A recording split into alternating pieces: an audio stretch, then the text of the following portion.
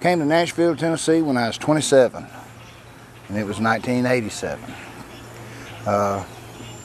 Doug Stone had come out with a song called Pine Box. Vern Gosdin had done That Just About Does It, Don't It? And I thought, well, maybe they're fixing to start doing it right again. Some real live, sure enough, this is what country is. So I came down with the Buick LeSabre, and I had an old F-100 Ford truck, a 74 model, and a pull-type camper trailer, and $700 to my name. I had $50 in my pocket when I got a gopher job at a construction site. Just right on time. And the lady at the KOA campgrounds in Dixon, Tennessee, she let me cut the grass so I didn't have to pay any rent. And it was a hot summer, and she was glad, and I was more glad. So. Makes pain with whiskey, your memories here with me, forever flooding my mind.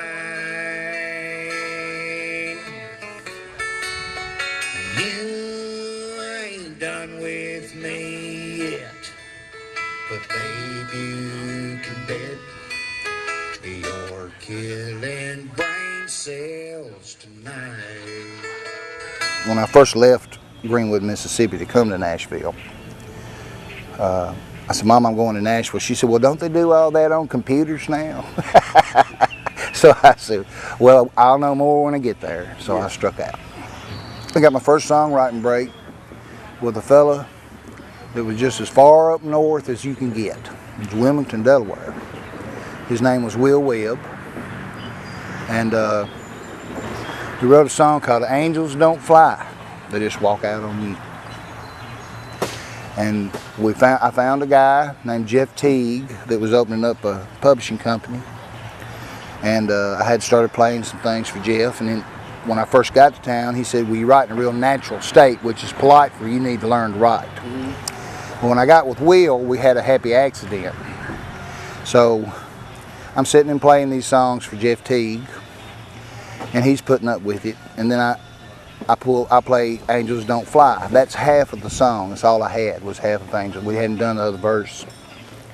So I play the half of the song for him, and he says, you know, I would demo that immediately if you guys can finish it. Okay? We went in and finished it. Before we got the song finished, I pulled up at the Bluebird Cafe one night, and this is like 1988, the late part of 1988. And I was having a little turmoil about whether I should go back home and just kind of call it a day, say at least I came, or keep on going. Actually, I was kind of angry. So I said, Lord, you know, I'm kind of angry. I said, if I walk into this place tonight and nothing happens, then that's your sign for me to go home. And I'll know I've done all I can do. I walked in the door of the Bluebird Cafe. Richard Schlesinger from 48 Hours was sitting in there with a camera crew. I asked Amy Curlin, I said, can I have a cup of coffee? She said, we're not open yet. So I walked back out of the front of the cafe, back toward the truck. Richard Schlesinger followed me out there, asked me my name, talked to me for a great while. And they had a segment on 48 Hours about Nashville and the music industry. Marty Brown got broke as a country music star out of that segment. Lori Morgan had just lost Keith Whitley. They did a segment on her, and Minnie Pearl, she got a segment. Well, we finished Angels Don't Fly and demoed it, showed it to George. It was shown in one publishing company, and we pitched it at another place, and his wife had found it. The same day, they both come running to each other and go, I found the perfect song, Angels Don't Fly. So there's a whole bunch of magic tied up in that. So Richard Schlesinger calls Renee Bell at MCA Records. MCA had just signed George to a new record deal. And he said, we would like to tell the world that George Jones is going to help a new upcoming and young rising songwriter. And we would like to tell the world but we need to know for sure George is going to do the song. Good Lord got me a song cut, baby, and that's what happened. That's all there is to it. And it's a day at the factory, production on the line, where the last 15 minutes of a shift feels like a lifetime. The eagle flies on Friday after we pay Uncle Sam. And it's a day at the factory on a blue-collar plan. We all pitched into the lottery pool. Wednesday didn't happen. Sunday wasn't cool. So it's a day at the factory, production on the line, where the last 15 minutes of a shift. What makes a song, as far as I'm concerned, is writing about what you're doing in life. It's writing about what you know about. We can make up some real sweet little stories and have a book to read. Even part of that comes out of something you've experienced, you know. But as a whole, when I started having the right kind of success as a writer, I was writing about what I was doing at the time and what I knew about. And I don't write about submarines because I know nothing about a submarine. So. Now there's a fishing pole sitting in the corner all covered up in dust, and a plaque on the wall that tells a little story of us. Love you bigger than a catfish, we want the world to know. The love might move a mountain, the love will bring you home. Within these walls there'll be no crying, I promise you this. Love you bigger than, larger than, stronger, way more bigger than a catfish. In the late 80s and the early 90s, Garth Brooks exploded. Alan Jackson was phenomenal. Reba. Just the years of the 90s was incredible for country music.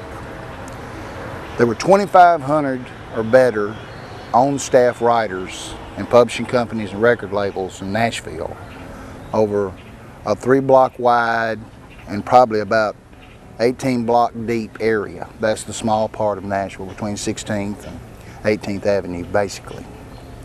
Right now, there's 250 writers on staff getting paid, just about 250 in Nashville, Tennessee.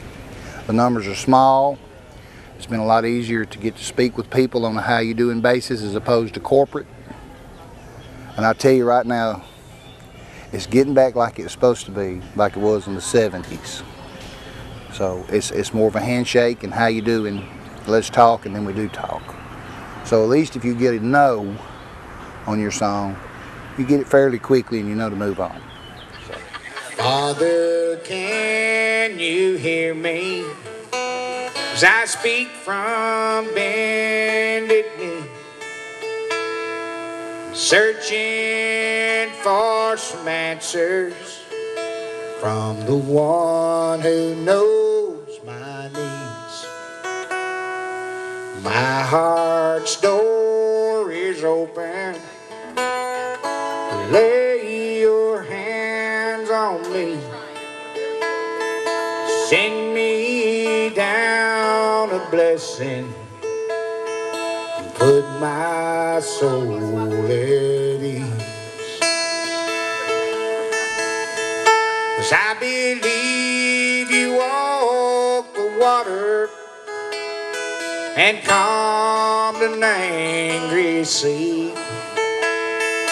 Gave sight to a blind man, saved a wretch like me. Lord, I know I'm not deserving of the things you do for me, but I'll try to live each day like it's the day you'll come for me.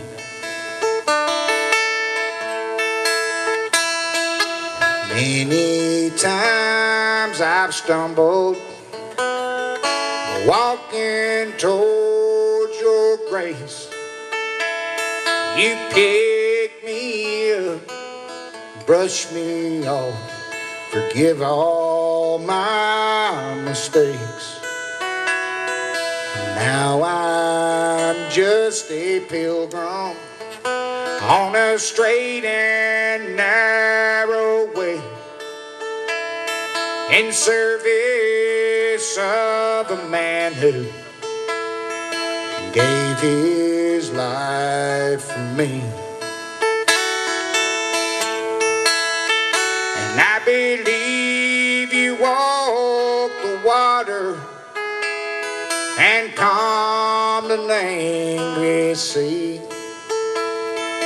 gave sight to a blind man, and saved a wretch like me. Lord, I know I'm not deserving of the things you do for me, but I'll try to live each day like it's the day you'll come for me.